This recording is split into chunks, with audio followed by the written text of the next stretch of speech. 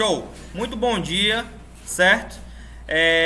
Depois de muito tempo sem fazer uma gravação, né, para vocês, é interessante que a gente esteja voltando, né, hoje com a revisão para as provas.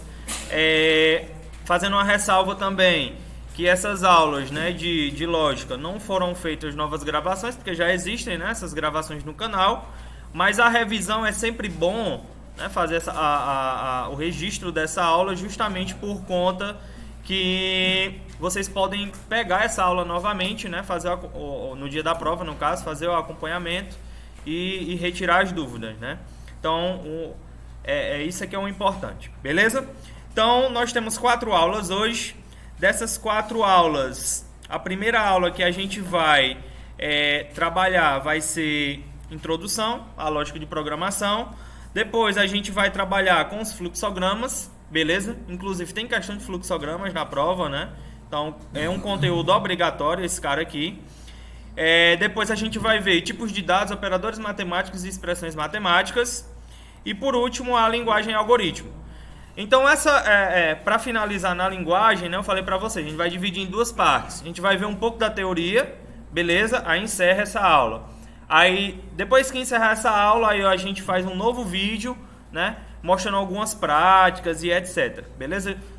Quais as práticas? Estrutura de repetição, estrutura de controle, né? Estudo de decisão e etc. Beleza? Então, esse vai ser o objetivo, tá? Então, vamos iniciar aqui, beleza? Introdução à lógica de programação. A gente sabe que a lógica de programação, ela é feita através de um pensamento, né? E esse pensamento, ele dá origem, né, àquele sentido, né? De você fazer alguma coisa, né? De você pensar em alguma coisa. Então, a partir do momento que você pensa e faz sentido, né? Aí você já está tendo uma lógica em cima daquele pensamento. Então é importante a gente pegar esse conceito aí de lógica de programação, tá? Certo? Show de bola. E em cima dessa lógica, a gente sabe que nós podemos ter uma sequência, né? E essa sequência, ela é importante no sentido de quê? No sentido de que você vai resolver alguma coisa, né? Você vai fazer alguma tarefa. Então, a partir do momento que você resolve alguma coisa e faz alguma tarefa, existe um passo a passo para essa resolução desse problema, né? Então, a gente já lembra daquele conceito, né? Você já anota aí. Na hora que falar, beleza, sim, mas o que é lógica, né? E como é que a gente pode resolver essa lógica? Aí você já tira aquele conceito. Vai ser uma sequência, né, de passos para resolver algum problema, certo? E em cima dessa sequência de passos, aí existe as premissas, né? Premissas no sentido de que, beleza, se eu vou entrar no banheiro, por exemplo, eu preciso primeiro o quê? Abrir a porta para entrar no banheiro. Você não consegue entrar no banheiro sem antes abrir a porta. Do mesmo jeito, aquele exemplo lá para você tomar um banho, né? Tipo, você não vai tomar um banho com roupa. Então, você precisa primeiro tirar a roupa para depois tomar um banho. Então, esse precisar de tirar a roupa primeiro vai ser o quê? Vai ser as premissas. Então, a gente relembra isso como as regrinhas obrigatórias, né? Para você resolver qualquer atividade, qualquer tarefa. Então, toda vida que você lembrar de lógica, você lembra de pensamento. Você já associa isso, né? Lógica, pensamento. E toda vida que você pensa em pensamento, você pensa na maneira correta de fazer uma determinada tarefa ou uma determinada ação. Certo? Beleza? Então, já anota aí que isso é importante, tá bom? Aí a gente entra dentro, né, do que é um algoritmo. Aí lembra daquele conceito mais uma vez. O que é um algoritmo? É uma sequência de passos finitas. Já marca essa palavra aí que pode ser uma questão pegadinha, né, da prova. Finita para resolver o quê? Uma determinada tarefa. Morreu. Você sabendo isso aí em relação ao que é um algoritmo, você consegue matar as questões, tá?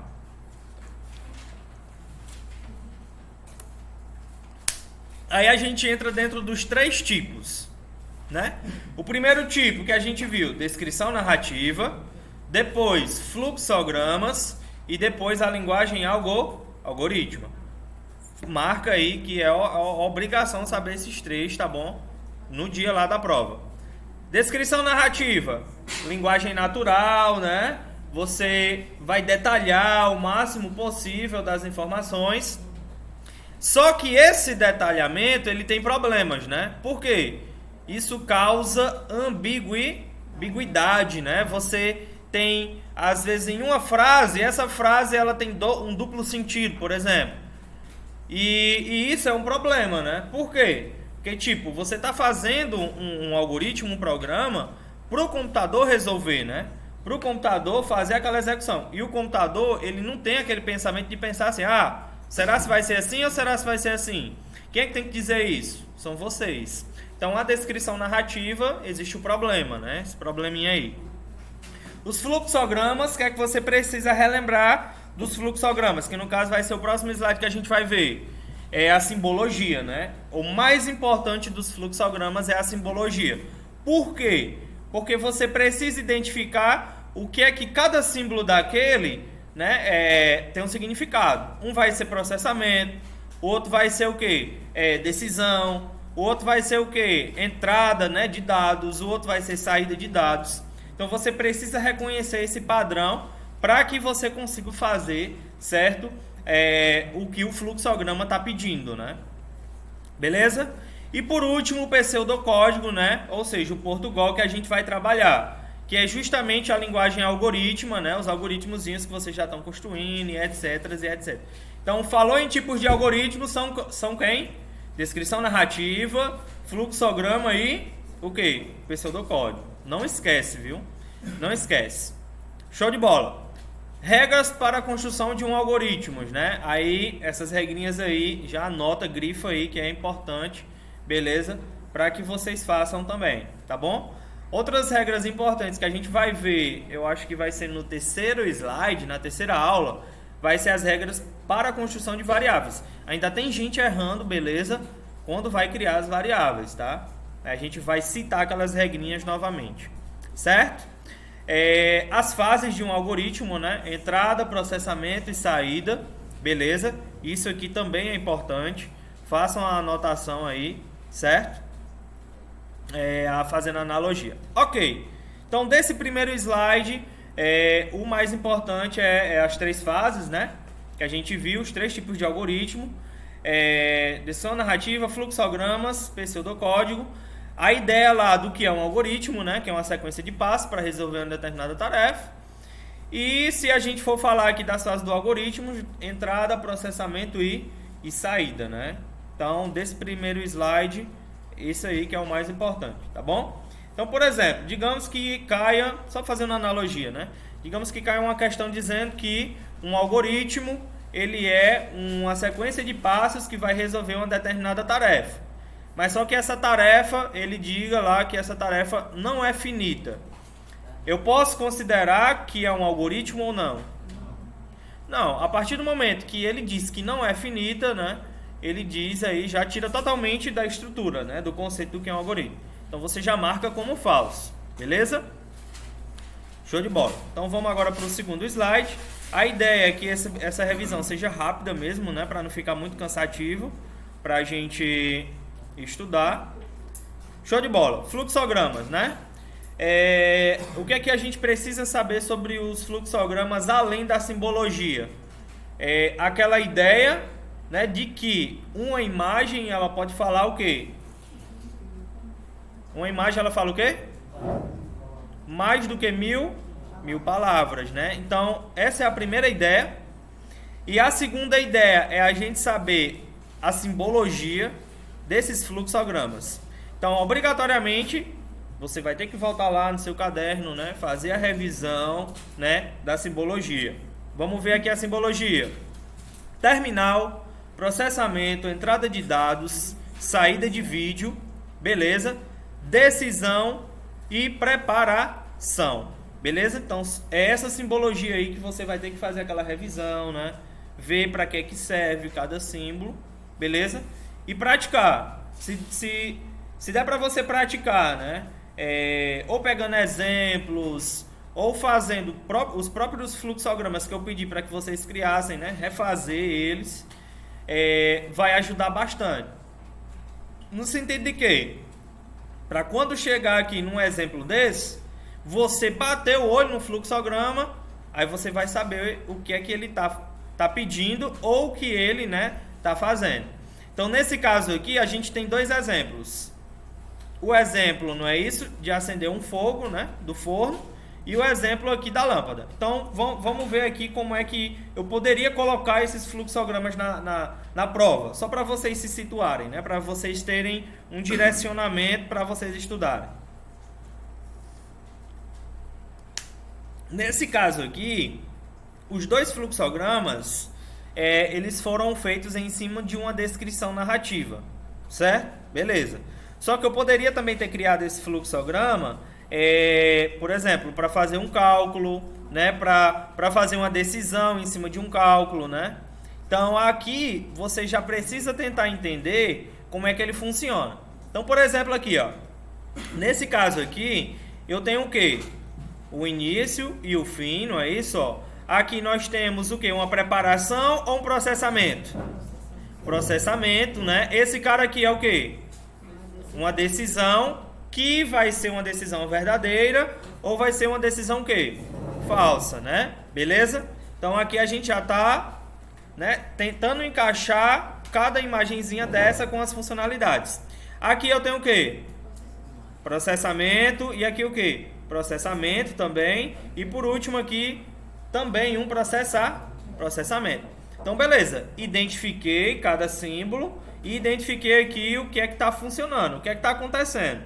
Eu vou abrir o forno, beleza, se o forno estiver aceso, beleza, eu coloco o que? Mais lenha. Se não tiver aceso, eu o que? Acendo o fogo e por último eu executo a minha tarefa. Qual é a tarefa aqui, desse cara aqui? Assar o pão. Então, digamos que lá na questão eu peço assim, de acordo com o fluxograma tal, aí marque a alternativa, né, correta em relação à tarefa desse fluxograma.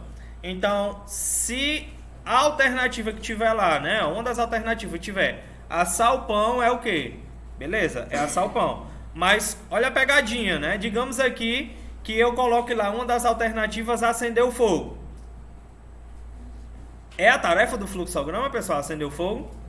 Não, tá dentro da decisão. Mas a decisão, não é isso? Ela influencia o quê? Eu só vou conseguir assar o pão se eu acender o fogo do forno primeiro, né? Aí fica aquela pegadinha, né? Muito cuidado nisso aí. Muito cuidado, tá? Então, essa é a principal ideia aqui dos fluxogramas, tá? Você entender a simbologia e entender o que é que o fluxograma está pedindo lá, o que é que ele está fazendo. Então, com certeza absoluta tem uma questão de fluxograma, tá? Mesmo que seja para você interpretar, mesmo que seja para você entender a simbologia, né? Saber o que é que está funcionando. Então, essa é a ideia. Então, anota aí. Fluxogramas, né? Entender a simbologia e entender o que é que o fluxograma está dizendo, né? Entender o que é que o fluxograma está passando para a gente. Beleza? Show de bola! Então, terminamos aqui os fluxogramas. Agora a gente vai para a mais importante, né? Que é quem? Tipo de dados, operadores matemáticos e expressões matemáticas. Por que é que eu falo que essa daqui é a mais importante? Porque ela faz parte, não é isso? Ela é um pré-requisito, ela é um alicerce do pseudocódigo. Por quê? Você só vai conseguir fazer os algoritmos se você souber fazer isso aqui. Se você souber o que é um tipo de dado, se você souber o que é um operador matemático, se você souber o que é uma expressão matemática, certo? Então, praticamente esse cara aqui é o mais importante. Show de bola. Vamos lá. Tipos de dados primitivos, não existem outros. Numéricos, caracteres e lógicos. Então, se tiver uma questãozinha lá dizendo, né? Quais são os tipos de dados primitivos, pererê, você já sabe. São só o quê? Só são 3. Numéricos, caracteres e lógicos. Quem são os numéricos? Inteiro real, beleza? Que também pode ser integer ou real, mas aqui eu não vou trabalhar, né? Com Java, vou trabalhar só com Portugal. Então, não se preocupe em relação a isso. Caracteres, vai ser char ou string, né? Então, você precisa saber a diferença, né? String, conjunto de caracteres. Char, vai ser somente um único quê? Caractere, beleza? Lógico, só existem 2. Quem é quem? O verdadeiro ou o falso, né? Que é o tipo booleano. Não existe outro operador lógico, beleza? Ponto e vírgula, que vai corresponder, né, a limitação de cada linha de comando que a gente quiser fazer, tá? Beleza? Precisa saber também. Pronto. Outra coisa importante, a diferença de constantes e variáveis, né? A constante, ela vai ser o quê? Um valor fixo, né? Um valor que não se modifica. E a variável, ela pode sofrer alterações durante o quê? A instância, beleza? E criação dessa variável. Terceira questão, letra A, anota aí, viu? Uma variável, ela vai ser o quê? Uma variável, ela vai ser o quê? Ela vai ser um local na memória RAM, beleza? Toda vida que você cria o quê? Esse algoritmo, né? Toda vida que você executa esse algoritmo. Terceira questão, letra A, já anota aí, viu? Variável, ela sempre vai ser um local aonde, pessoal? Na memória RAM. Beleza? Aí, cara, é com vocês, tá ligado? Eu sei que a terceira é a letra A. Show de bola. Então, o exemplozinho aqui de variáveis, né? Aí a gente entra aqui na próxima parte em relação às variáveis, que é aquelas regrinhas lá que eu falei para vocês, né? E a gente vai revisar essas regrinhas aqui novamente. Toda variável, né, não, Eduardo? Ela precisa de quê? Vamos dar um alô aí para meu amigo Eduardo aí, patrão, moral, empresário. Valeu. Vaqueiro forte. O que é que acontece? Toda variável, pessoal, ela precisa de um identificador. Então já anota aí, toda variável, obrigatoriamente, ela precisa de um identificador, certo? Esse identificador, pessoal, ele vai ser o quê? O nome da variável. Então, toda vida que você vai criar o nome dessa variável, você precisa seguir as regrinhas básicas, né? Então, quais são as regras básicas aí? Vamos só fazer, eu vou fazer um pouco mais detalhado porque eu acho importante aqui, certo? Que é importante. Então, vamos lá. Primeira regra, os caracteres que você pode utilizar são os números, as letras maiúsculas e as letras minúsculas. E o caractere o quê? Sublinhado. Beleza? Já faz marca aí, beleza? Segundo ponto, o primeiro caractere deve ser sempre o quê, pessoal? Uma letra ou o quê? O sublinhado. Beleza? Então, eu posso colocar um número? Não. Eu posso colocar uma interrogação? Não. Posso colocar um asterisco? Não. Só posso iniciar com letra ou o sublinhado. Beleza? Terceira regra, não são permitidos espaços em brancos e caracteres especiais. Então, aí a gente já tira aquela primeira regrinha. O único caractere especial é quem? Que pode? Sublinhado, pelo amor de Deus. E a quarta e última regra, não podemos utilizar palavras reservadas nos identificadores. Ou seja, digamos que eu quero criar uma variável e o nome dessa variável eu vou colocar lá escreval. Eu posso colocar o escreval? Não, o escreval é o quê? Palavra reservada. Eu quero colocar o leia. O leia também é uma palavra reservada, né? Então a gente já precisa se ligar nisso aí, tá bom? Então não pode caractere especial, exceto, olha a pegadinha, viu? Digamos que tem uma questão que eu coloque assim, na criação de variáveis, nós podemos colocar, beleza? Caracteres especiais, exceto o sublinhado. É verdadeiro ou é falso? É falso, né? Eu fiz tipo o quê? Liberar todos os caracteres especiais e bloquear somente quem? O sublinhado. Sendo que é o quê? Que é o contrário, né? O único que pode é o sublinhado. Eu gosto de fazer sempre questões assim pegadinhas, tá? Vocês lembram disso em informática básica, né? E teve gente aí que passou assim, ó. Foi o aluno cobra, né? Passou se arrastando, né? Preocupante, viu? Preocupante. Beleza, aí temos uns exemplos. É interessante que vocês olhem esses exemplos aqui, que pode ter algum exemplo desse aqui na prova, tá? Do mesmo jeito que pode ter alguma dessas palavras reservadas aí. Então, se tiver de cair alguma palavra reservada, são essas aqui que tem no slidezinho aí que eu tô passando para vocês. Não vou passar nenhuma outra palavra reservada que não esteja aqui e que vocês desconheçam, tá? Então, anota que isso aí é importante. Outra coisa importante aí, ó. Comentário, tá? Comentário. Ah, João Vitor, isso aí é uma besteira mais medonha do mundo. Show de bola. Aí quando chega lá na prova, tu erra. Por quê? Porque tu não sabe a importância de um comentário dentro do código. Qual a importância, pessoal? Qual a importância de um comentário? A gente sabe que a importância do comentário é para desvendar, não é isso? O que é que aquele código está dizendo, beleza, naquela determinada linha ou naquele determinado parágrafo. Certo? Ou seja, mas João Vitor, não sou eu que estou fazendo. Ok, quando tu faz 1.000, 2.000, 3.000 linhas de código, tu não vai se lembrar o que é que tem na linha 7 mais não. Então, quando tu voltar, o comentário vai estar explicando o que foi que tu fez. Então, essa aqui é a importância.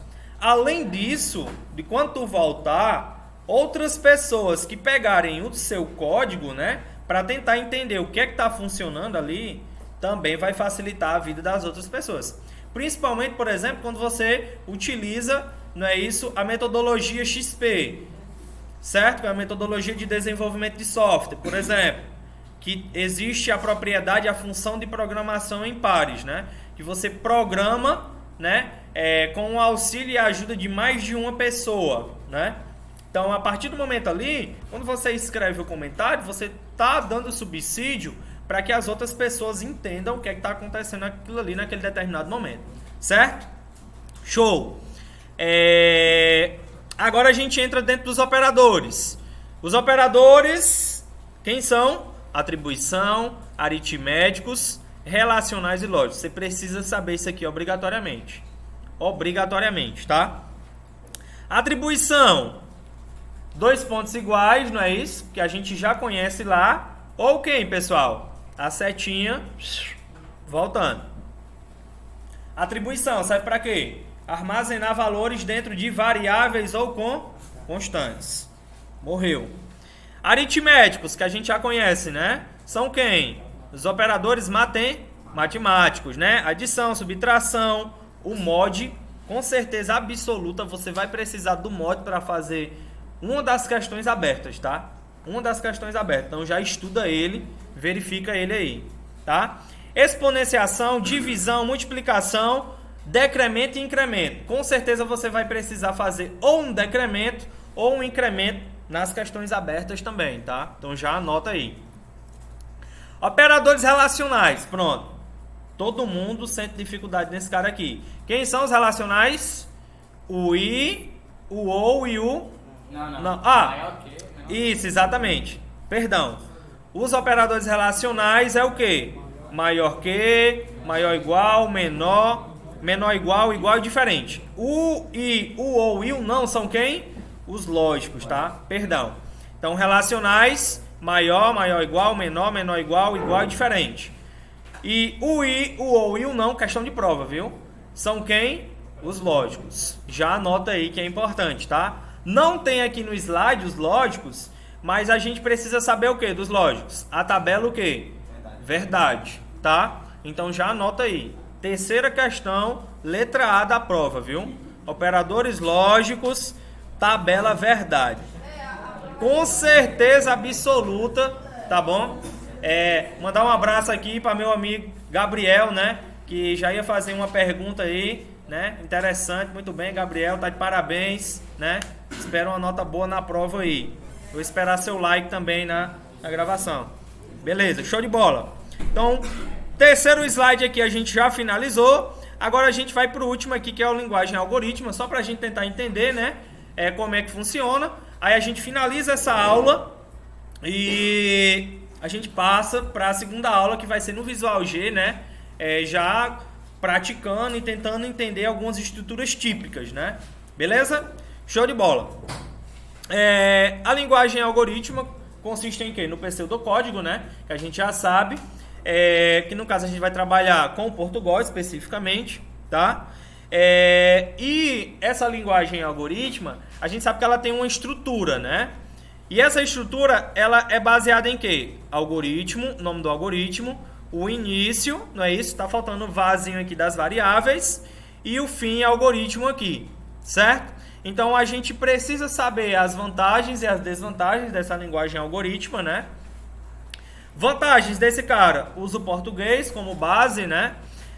A gente pode se definir quais e como são os dados que vão ser estruturados. A gente consegue criar variáveis também.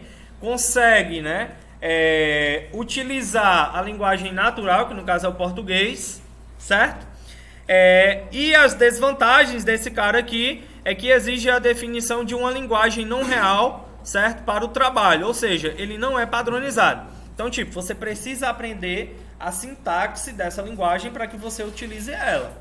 Então, é como se você estivesse aprendendo uma nova linguagem, né? Um espanhol, um inglês e etc. Então, a linguagem algoritmo também ela é feita dessa forma. Ok? Então, teoria desse cara aqui, vantagens e desvantagens, né? Você só precisa saber isso aqui, tá bom? E o resto da linguagem algoritmo é fazer o códigozinho bonitinho, certo? Para que vocês possam fazer as questões abertas, beleza? E conseguir tentar entender como é que funciona a estrutura, certo? Show de bola. Então a gente termina essa primeira parte teórica, tá bom? No dia que tiver assistindo a aula, né, fazendo a revisão, deixa o like, deixa os comentários, que eu sempre estou respondendo, beleza? Valeu, show!